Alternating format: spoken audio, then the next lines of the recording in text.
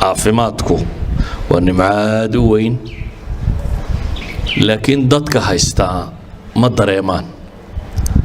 aduu saaka markaad soo toostay waad caafimaad qabtaa ma tidhi saaka markaad kacday alxamdulilah war saaka waa caafimaad qabaa meellay xanuuni mayso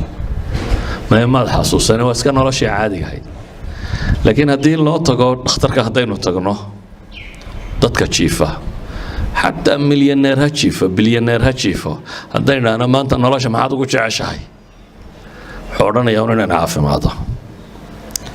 wuxuu dhaqaalo haysto oo dhan wuxuu ogolaya inuu ku bixiyo inuu caafimaad helo haddii kali ku xanuunto wadna ku xanuuno calool ku xanuuno la yidhaahdo dunida dabadeeda waxaa jooga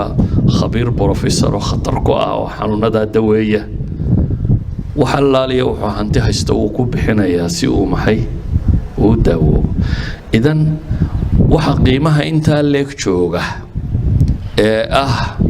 qofku inuu hantidiisii oo dhan ku bixinayo marka aad adigu haysato haddana aanad ogeyniso doqonnimo maaha soo qof khasaaray ma tihid ilan wixii adigu agtaada yaalla waad caafimaad qabtaa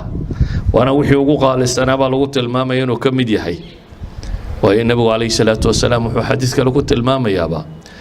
ninka subaxii soo toosa gurigiisa ama reerkooda isagoo caafimaad qaba la jooga isagoo nabad qaba la jooga jidhkiisuna caafimaad qabo maalintaana wuxuu cuno haysto kaa dunida waa lagu soo ururiyey buu nebigu yidhi duniduba kaasay ku dhantay waayo intaa ka badan lama helo